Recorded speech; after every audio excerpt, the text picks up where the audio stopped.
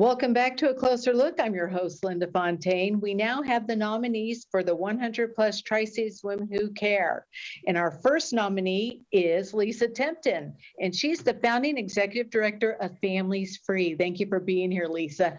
Tell us, for those of us, including myself, what is Families Free and why should you be the recipient of the big give? Thank you so much. I'm so grateful for the opportunity to share about Families Free and primarily about our story house. So Families Free is a licensed substance abuse and mental health treatment facility with offices in Johnson City, Elizabeth, and Kingsport, and Mountain City. We focus our work on system-involved individuals. That could be criminal justice, Department of Children's Services, moms that have drug-exposed NAS babies, and that's how women come to us at Families Free. They come to one of our sites, engage in treatment, parenting, case management, where they have the opportunity to apply to come live in our story house. Story house is a beautiful private residence where we can house up to 9 women and children. We've served 15 women and 4 children in that home since we opened in April of 2019. Women live there free of charge in community with other women where they learn accountability, resilience, self-care, and they have the opportunity to reestablish themselves as mothers to their children while getting the healing and treatment that they need themselves. Women can live there for 18 months and until they transition into more permanent housing. The funds that I'm asking for today would go toward all the things that are not covered by other grants or donors. 100% of these funds will go to this project. I did nominate our organization to be considered, but I wanted to give women an opportunity to be involved in the lives and healing of other families. So this money would go toward all the things that would make a woman feel like she's really coming home.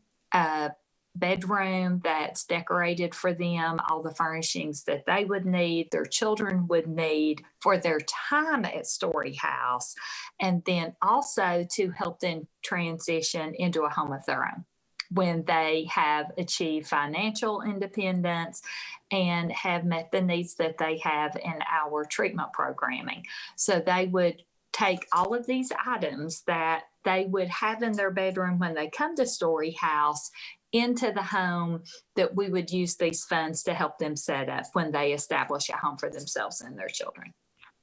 So I would like to ask for the help of 100 women who care to be a part of the lives and families and generational change for women and children right here in our area. Lisa, that sounds fabulous. Thank you so much. Gosh, I wish you guys all the luck in the world, and thank you for educating us on Families Free. And we'll be back with our next nominee in just a second.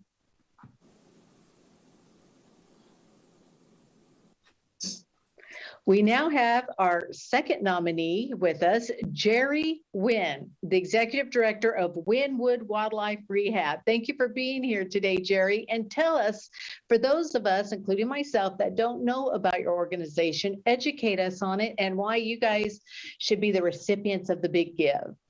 Okay, well, thank you for this wonderful opportunity. We're a 501(c) organization. I started rehabbing in 2000 when on my way to work, I saw a turkey vulture that was cornered by a pack of dogs. I knew, being an animal lover, I knew I had to help it. So I got out of my car.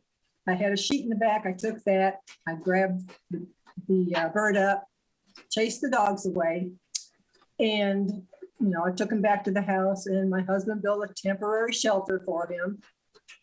I named him Buzz. I taught him how to fly.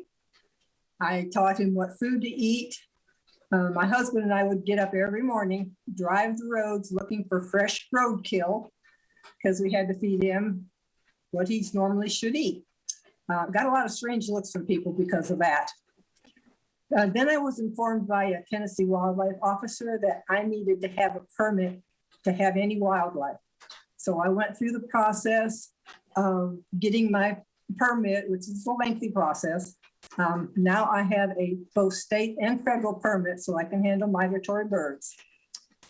The first year we cared for around 300 animals, and that number has grown every year since. Now we care for about 1,000 animals a year. A lot of them come in from vehicle collisions, well, of course, from people, attacks by their roaming dogs and cats. Some orphans come in when mothers are trapped and relocated and the owner not knowing that there's babies left behind. And I just feel it's our responsibility to take care of those animals because we're the ones doing most of the damage. We answer calls 24 hours a day, 7 days a week. We've gotten calls from around the world. I would estimate I answer at least 3,500 calls a year. We're a resource for people who find wildlife in need.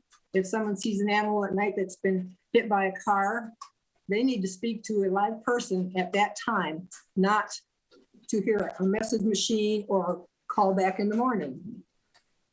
We help people with humane solutions to human-animal conflicts, because there's a lot of that goes on.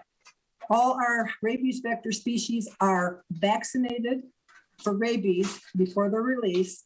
That's for their safety and for the public safety. We give them their exams, surgeries, treat their wounds.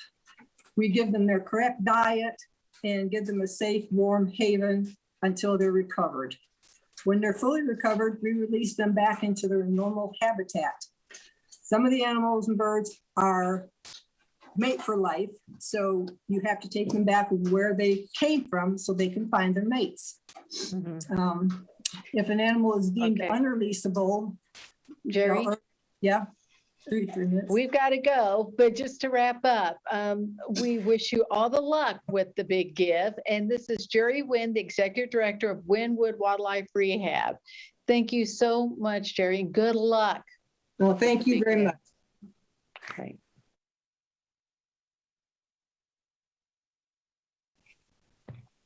We now have our third nominee for the 100 Plus Tri-Cities Women Who Care. And this is Randy Hensley, the Executive Director of Coalition for Kids Incorporated. Thank you for being here, Randy. And tell us, for those who aren't familiar with Coalition for Kids, what it is y'all do and why you should be the recipient of the big give. Thank you. And all I can say, guys, is at the Coalition, we started 22 years ago reaching out into one in particular apartment complex for children who had no support and no access to support outside of maybe their single parent family households.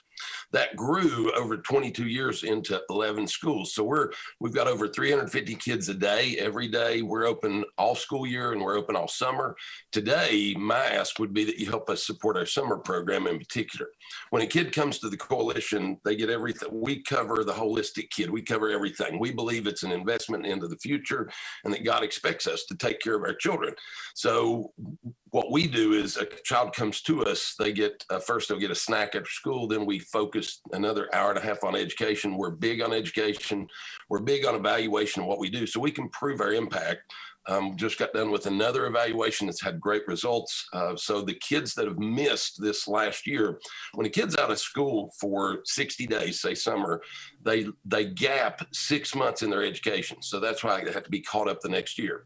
Through the pandemic, we've created an opportunity that kids need so much more because of being out of school, how they were. The one quick story I'd like to tell is last year at the end of our summer program, we had a single mother who stood at our doorway and she said, I'm going to lose my job because I have nowhere for my kids to go. Well, we don't keep kids throughout the whole day during the school year, but last year everything changed. And because of that, I looked at our staff and board and said, we're going to just keep doing our programming. So we went from a normal after school 3-hour day to a 12-hour day. We opened up at between 7 and 7:30 in the morning, stayed till 7:30 at night for kids who were not able to have care given to them from their families because they had to work. So we were able to keep them. We fed them breakfast, lunch, supper. And so that continued through the school year. Now we're back to normal, if you can call it that. So a normal after school program, but our summer program, we're calling it Bridging the Gap because the educational miss is massive. And if we don't catch our kids up and allow them to have caregiving and a big education push, partnering with Niswanger, the whole ball of wax with how we're teaching, loving, spiritually pouring into them. We're just in one sense, we are their family. That's who we believe we are. That's who our staff believe we are. Our kids, you know, I had a little girl one time, we caught her hiding a piece of chicken in her dress pocket. And when we kind of investigated, we found out this family in particular was living in an old U-Haul truck. The mother couldn't speak well. And so thank goodness we were able to spot it, take care of that family and get them into a better place. So in our world, I would say, if you can, if you would, but the Coalition for Kids is a great organization that serves the whole city and the area. So we would love to have you support us. God bless you. Thank you. You're Oh, welcome. perfect. Thank you so much, Randy. Thank you for educating us and good luck with the big give. God bless Thank you you all so for what much. you do. Oh, you're welcome. And thank you for watching A Closer Look. And we'll have an update with this show coming up next week.